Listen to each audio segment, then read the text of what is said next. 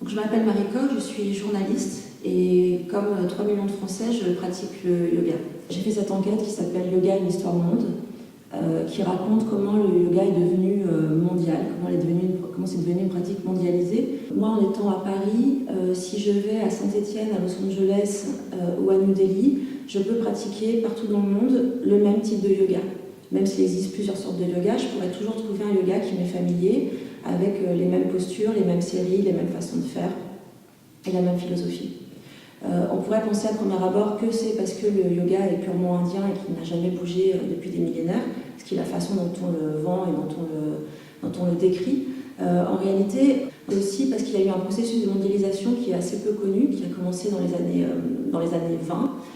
L'Inde s'est lancée en sorte d'une espèce de conquête de l'Occident par le yoga, pour plusieurs raisons. D'une part parce que le yoga est en train de péricliter en Inde, et puis la deuxième raison, qui va être assez déterminante, c'est que l'Inde est toujours sous domination britannique, et qu'ils vont se servir aussi du yoga pour réaffirmer une science, une médecine, une façon de présenter et de gérer leur corps qui soit égale, voire supérieure à celle des colons britanniques.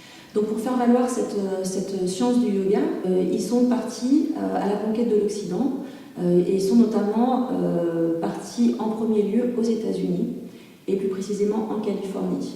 Donc là, on va avoir une série de gourous qui vont partir à partir des années 20, comme Yogananda, qui va être le premier à aller sur le territoire américain, pour prêcher la bonne parole. Et ils vont comme ça venir présenter leur yoga, qui va être un yoga pensé pour l'Occident. Donc ça veut dire qu'on va gommer les aspects religieux, qu'on va renforcer l'aspect physique du yoga, et aussi qu'on va présenter ça comme non plus comme une philosophie de la délivrance, ce qu'est le yoga à la base. Si on va parler d'un yoga traditionnel, c'est celui-là dont on parle, mais qui va être une pratique aussi de santé, de mieux-être, etc.